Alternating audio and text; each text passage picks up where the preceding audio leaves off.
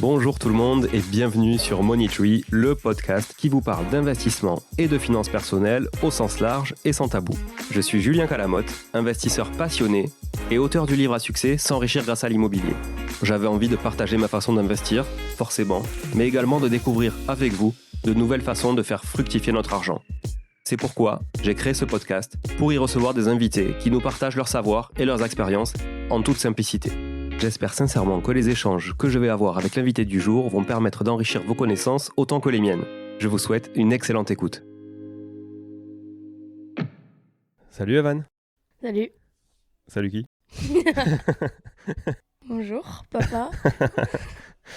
Alors, on est au Portugal. Oui. On est en vacances. Et puis on s'est dit je me suis dit qu'on allait faire un petit épisode ensemble. Ça me va. T'es prêt? Je suis prêt. Alors, je savais pas trop quel sujet traiter avec toi parce que c'est compliqué de traiter un sujet avec un enfant. Oui. T'as quel âge aujourd'hui? 13 ans. 13 ans, ok. Je le savais. Hein. Alors, est-ce que tu peux, pour les auditeurs qui ne te connaissent pas, même si je te partage souvent en story sur Insta et tout, on t'a vu d'ailleurs rien que tout à l'heure sur des stories affalés sur un fauteuil dans notre Airbnb au Portugal. Est-ce que tu peux te présenter rapido? Comment tu te présenterais aujourd'hui à 13 ans? Je m'appelle Evan, j'ai 13 ans, je vis à Toulouse depuis que je suis née. Je suis l'heureux fils de Julien Calamotte et Sabrina Calamotte. Et je fais du triathlon, voilà. C'est quoi tes passions aujourd'hui? Les trains et les voitures. Les trains et les voitures, c'est vrai. Passer beaucoup de temps avec toi dans les gares à shooter des trains, à faire des vidéos de trains, à faire des réels de trains sur Instagram. Exact. Et aujourd'hui, c'est les voitures. Ouais, Ok. un peu plus. La trottinette, c'est fini.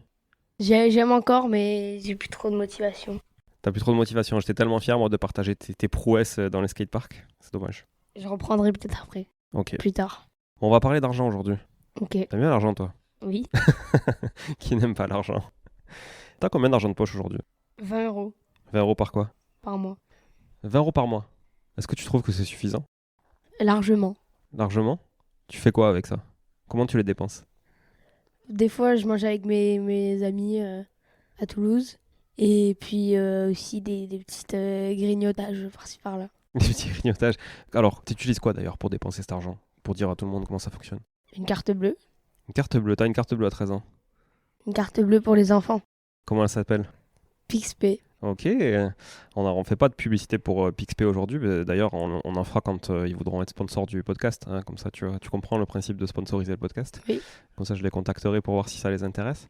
Mais oui, donc on fonctionne avec PixPay, j'explique aux auditeurs rapidement, du coup on met chaque mois automatiquement par virement une somme sur cette carte et puis Evan peut la dépenser comme il veut. Et nous l'avantage c'est qu'on peut lui bloquer différents types d'achats, comme par exemple on peut bloquer des achats dans les bureaux de tabac ou dans les bars, histoire qu'il n'aille pas picoler avec ses copains au PMU. Et on peut bloquer plein de trucs comme ça. Et on voit toutes ses dépenses. Donc on voit exactement où il dépense. Et on peut aussi le faire épargner ou lui mettre des petits challenges. Genre tu vides le lave-vaisselle, on te file 1 euro. Mais comme tu vides pas le lave-vaisselle, t'as pas souvent 1 euro. Bah, j'ai plus la mission surtout. Ah, t'as plus la mission. Mais même quand t'avais la mission, 1 euro pour vider un lave-vaisselle, ça t'intéressait pas trop quand même. Mm. Donc est-ce que tu comprends d'ailleurs le principe de l'épargne et d'épargner de l'argent? Je sais pas ce que c'est. Tu sais pas ce que c'est? Tu sais, on t'avait expliqué une fois quand par exemple, tu mets 10 euros sur un compte en banque et ces 10 euros, ils vont travailler. Si tu les bloques, tu t'en sers pas, ils vont travailler et ils vont gagner de l'argent. Donc tu bloques de l'argent et cet argent gagne de l'argent tout seul, sans rien faire. T'as du mal à comprendre le C'est la principe. crypto, ça. Non, c'est pas de la crypto. Mais ça peut être alors tu peux placer cet argent en crypto évidemment, mais tu peux le placer dans une banque, tu peux le placer dans l'immobilier, dans plein de choses. Mais est-ce que tu arrives à comprendre que l'argent, quand tu le bloques, il peut travailler et gagner de l'argent tout seul sans rien faire quand tu dors? T'arrives à comprendre ça ou pas? Non. Non, hein, c'est compliqué à comprendre. Ok. Je t'expliquerai un petit peu plus précisément. On va parler d'immobilier peut-être. T'as déjà travaillé d'abord avant de parler d'immobilier? T'as déjà travaillé ou pas? Bah, non. Non, hein. Bon, c'est tant mieux parce que on sait jamais, j'avais pas envie de me faire j'avais pas envie de me prendre un procès par des associations contre le travail pour les enfants mineurs. Non, t'as pas travaillé, mais tu comprends que quand on travaille, on gagne de l'argent. Oui. Ok. Donc tu comprends que pour gagner de l'argent, il faut travailler. Oui. À ce stade, ok. Mais il y a aussi d'autres moyens de gagner de Il l'argent. y a l'argent facile aussi. C'est quoi l'argent facile? La crypto. La crypto, c'est de l'argent. Tu penses que c'est de l'argent facile? Bah, tu mets de l'argent et il peut augmenter en valeur. Il peut augmenter et il peut quoi aussi? Il peut baisser. Et s'il baisse, c'est de l'argent facile ou c'est de la perte facile? De la perte. Ok, donc il y a un risque. Bah, c'est qui tout double. C'est quitte ou double. Ouais, c'est ça, c'est pas quitte. À mon avis, c'est zéro ou double. Donc la problématique, tu vois, de l'argent facile, c'est qu'il y a aussi beaucoup de risques en face et donc de la perte facile. Donc en fait, ça n'existe pas l'argent facile. C'est-à-dire que si tu veux gagner beaucoup d'argent, tu dois prendre beaucoup de risques. C'est comme ça que ça marche. Donc il y a des investissements moins risqués et des investissements plus risqués. Et en fonction, tu vas gagner plus ou moins d'argent. Moi, j'ai envie de parler d'immobilier avec toi parce que c'est ce qui nous anime, nous, dans la famille, et tu es bien placé pour le savoir. Comment toi, tu vis? Alors déjà, est-ce que tu peux nous définir ce qu'est l'investissement immobilier, vu de ta fenêtre à toi? Acheter des biens pour les louer et les rembourser, voire avoir plus d'argent. Comment ça marche? Comment tu les achètes? Comment tu rembourses? Comment ça marche pour toi tout ça, concrètement? J'en sais rien. T'en sais rien? Tu sais pas aujourd'hui? Airbnb, tout ça, mais Ça, c'est pour avoir des revenus. Qui c'est qui nous prête l'argent? la banque, La banque nous prête de l'argent. Et nous, on rembourse la banque grâce à quoi? la location. Grâce à la location et donc au loyer que nous versent les locataires ou, comme tu le dis, Airbnb, c'est ça. Bon, tu as quand même une bonne vision de l'investissement, ça me rassure, parce que comme on fait un peu que ça me rassure un peu, tu vois. Comment tu le vis, toi, l'investissement qu'on fait avec maman? Tous les investissements qu'on fait, tout le temps qu'on passe à investir dans l'immobilier, comment tu vis le fait que ça nous prenne du temps, beaucoup de, tu vois, de ressources financières aussi? Donc on doit faire des sacrifices des fois sur des dépenses. Peut-être des fois, tu aimerais bien qu'on fasse des choses avec toi, on n'a pas le temps de les faire. Des fois, tu aimerais bien qu'on dépense à des endroits où nous, on peut pas, parce qu'en fait, on préfère les dépenser dans des travaux, dans des meubles, des choses comme ça. Comment tu le vis?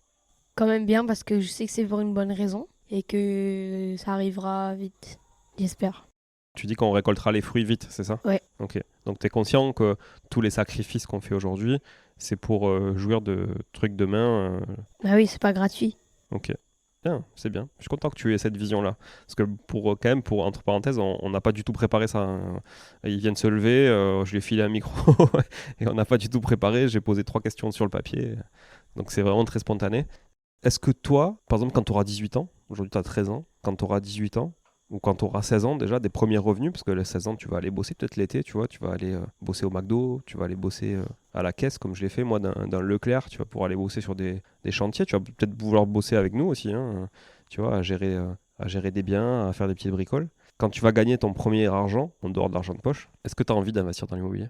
Je sais pas encore. Qu'est-ce que tu aurais envie de faire avec cet argent? On a à avoir plus, quoi. Enfin, faut pas se contenter de ce qu'on a tout de suite. Et comment, d'après toi, tu peux avoir plus d'argent? Investir. Dans la crypto? Investir, ok. Donc, tu as conscience qu'en fait, quand tu gagnes, par exemple, je sais pas, tu vas gagner sur tes premiers revenus l'été, tu vas peut-être gagner 1000 euros. Comment tu peux réinvestir ces 1000 euros? Dans la crypto? Dans la crypto? Tout dans la crypto? Non, j'en sais rien. Tu sais pas? Ok. T'as envie de les dépenser un peu quand même? Te faire plaisir? T'acheter des trucs? Pas trop. Pas trop? Donc, le reste, tu préfères investir la grande majorité? Ouais. Ok. Est-ce que tu penses que quand tu auras 18 ans, tu pourras acheter des biens immobiliers pour toi? Est-ce que tu penses que tu vas le faire? Tu pourras acheter des biens immobiliers?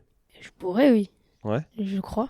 Est-ce que tu as envie de le faire? Ou est-ce que tu préféreras, toi qui aimes bien les voitures aujourd'hui, est-ce que tu préférerais acheter une Porsche GT3 RS qui est ta voiture préférée du moment? Combien ça coûte une Porsche GT3 RS? 150 000. 150 000? Ça, tu le sais, ça, hein? Ouais. Ok. Combien ça coûte un studio en centre-ville de Toulouse? Tu sais pas? Non. Ok. C'est vrai parce qu'on n'en a pas beaucoup. Donc, ça coûte à peu près le même prix. Ok. Donc, quel choix tu ferais si tu avais 150 000 euros? Le studio. Pourquoi?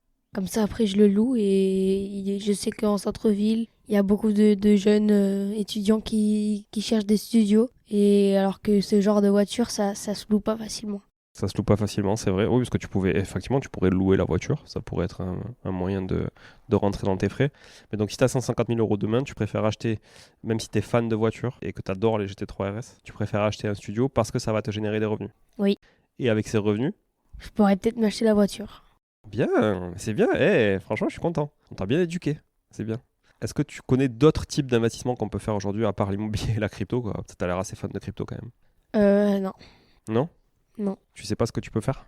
Ok. Donc là, il faut qu'on fasse du boulot quand même avec maman pour t'éduquer un peu sur ce que tu pourrais faire de ton argent quand tu commenceras à le gagner.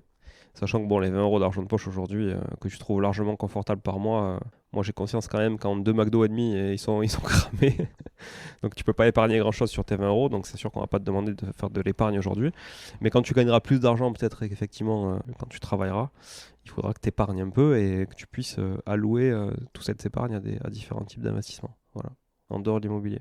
Donc on a du boulot à faire à un moment avec, par rapport à Evan. Ok. Est-ce que tu veux rajouter des choses? Est-ce que tu veux parler à... T'as le micro, hein, les auditeurs ils peuvent t'écouter. Est-ce que tu veux leur dire des choses aujourd'hui? Si vous pouviez mettre un petit commentaire 5 étoiles sur Apple Podcast et Spotify, ça nous ferait très plaisir. Et comme ça, peut-être qu'on aura plus d'audience. Mais écoute, grâce à cet épisode épique avec mon fils de 13 ans, je pense qu'on va faire un max d'audience. Merci Evan pour tous ces échanges riches d'apprentissage sur l'éducation financière des pré-ados. T'es pré-ado ou t'es ado? Dans le centre de loisirs, on m'appelle pré-ado, mais je pense que je suis pas encore ado. Tu te considères... Ah ouais, mais t'aimerais bien quand même. Parce que pré-ado, ça fait un peu... L'année prochaine, je serai un ado pour L'année moi, prochaine, 14 ans. je pense. Ok, bon cool, ça marche. Écoute, je te souhaite de bonnes vacances à nos côtés, Evan. Merci. J'espère que tu vas pas trop nous faire dépenser d'argent. Non, c'est bon. Ok. Et merci à tous d'avoir écouté cet épisode un peu particulier. J'avais envie de faire intervenir mon fils parce qu'il est, tu peux le dire, t'es quand même content de tout ce qu'on fait avec le podcast et tout. Ça te plaît? Oui, ça m'intéresse. Bon, il me l'a avoué, il a jamais écouté d'épisode, évidemment, et j'attends pas de lui qu'il écoute des épisodes techniques sur la différence entre la SCI Alias et la SCI Aliar. Je pense que c'est un peu barbant. Mais je suis content qu'il puisse avoir une vision aussi de l'investissement immobilier, mais de l'investissement aussi au sens large, en dehors de la crypto. Hein. Faut attention à la crypto, tu fais pas n'importe quoi avec ça. Hein. D'ailleurs, il faut avoir 18 ans pour investir dans la crypto d'abord, ok? Et je suis content qu'il ait une vision quand même assez claire de l'investissement et de l'importance d'épargner et d'investir son argent plutôt que de le dépenser. Voilà. Donc, comme il a dit à juste titre, mettez un avis 5 étoiles sur Apple Podcast et Spotify. Et merci encore, Evan, pour ton temps. Je t'ai pris 14 minutes, ça va? Sans ton téléphone? 14 minutes sans ton téléphone, ça va? Ça t'a pu survivre? Oui. Ok. Allez, merci beaucoup. Je vous embrasse tous. Ciao, ciao. Bon, si vous êtes là, c'est que vous avez écouté jusqu'au bout et a priori, l'épisode vous a plu. Si c'est bien le cas, n'hésitez pas à le partager autour de vous. Notez ce podcast sur Apple Podcast et Spotify en laissant un commentaire 5 étoiles. Je ne vous le répéterai jamais assez, mais c'est grâce à vous que ce podcast vit aujourd'hui et peut continuer de vivre en vous proposant un contenu toujours plus qualitatif. Merci encore, je vous retrouve très vite sur un nouvel épisode de Money Tree. En attendant, je vous souhaite la meilleure des réussites dans vos projets et un bon enrichissement. À très bientôt.